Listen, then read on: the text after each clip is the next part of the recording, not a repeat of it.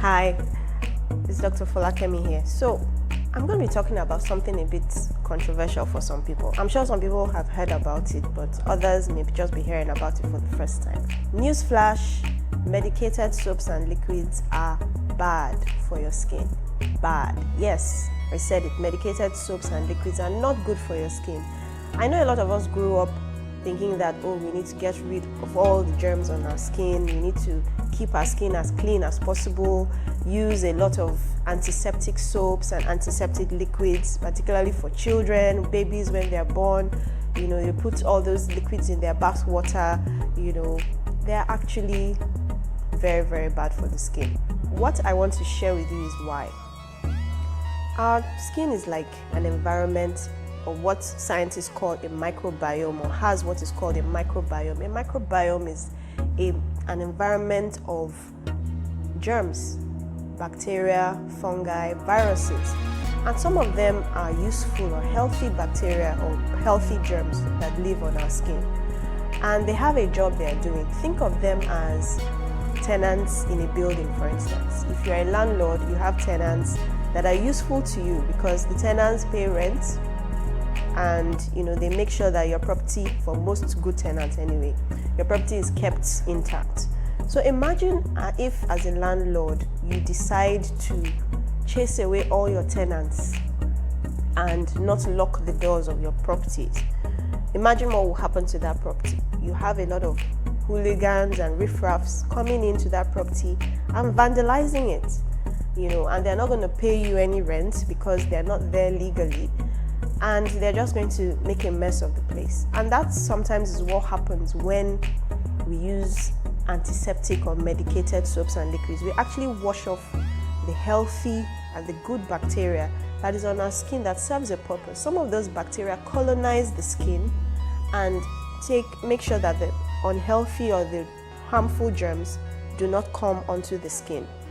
And so when they are not there, it's easier for other harmful germs, both bacteria and fungi, to come onto your skin. Also, those healthy bacteria, they have a way of secreting certain substances that also help the skin to function optimally, and they regulate our immune system. Our skin also has a natural immune system. There are some cells on the skin that are like police. They make sure that the unhealthy bacteria do not take over the skin, or they do not proliferate more than they should, or even the healthy bacteria, they make sure that they don't over proliferate. And also other things like fungi. We have some healthy fungi or normal fungi that live on our skin, but it's the police on the skin that prevent them from overgrowing. So sometimes the use of antiseptic soaps can disrupt this normal environment and then take off healthy bacteria, and then this gives room for the unhealthy bacteria to grow and keep spreading. Also, most antiseptic soaps and liquids, they have a stronger effect on bacteria than fungi. So they kind of favor the growth of the fungi on the skin.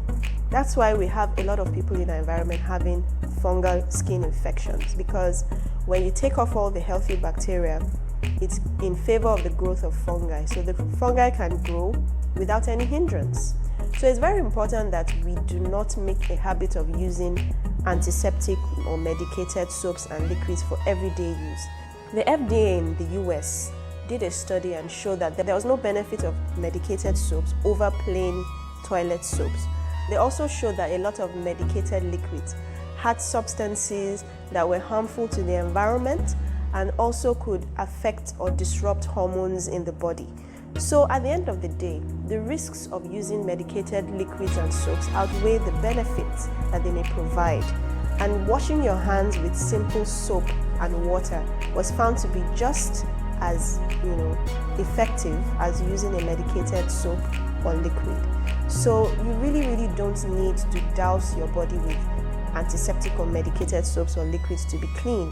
And sometimes too much of cleanliness is actually not good, because you need those healthy bacteria, those healthy germs on your skin for your skin to function optimally. Think of it this way. Do you take antibiotics every time you eat?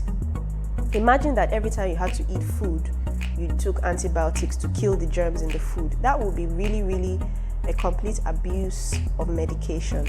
So why would we think that every time we have to take our bath, we have to use an antiseptic or antibacterial substance? It really is not necessary. Our skin is more than able to take care of certain germs that may come on our skin and that may be causing problems.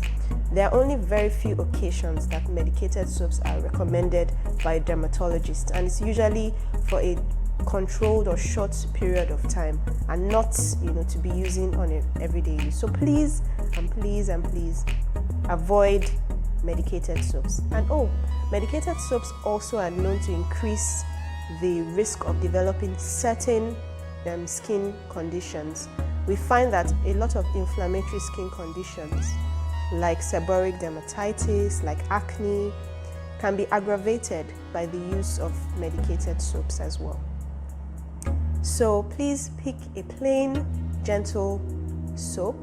Generally, we recommend pH balanced cleansers, that is, cleansers that are close to the acid level of the skin.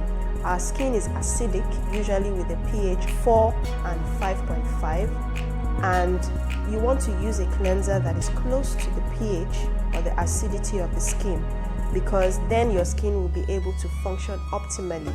When you use soaps that are really alkaline, are really much higher, the pH is much higher than the pH of your skin, it gives the skin a lot of work to do, to have to buffer its acid level back to what it can function in. And this sometimes does not happen properly, and then it leaves people developing a lot of skin issues. So if there's anything you want to take away from this, is 1, try to avoid using medicated soaps and liquids to have your bath, and 2, look for pH balanced cleansers and soaps to have your bath. They are best for the skin. Take care. See you later.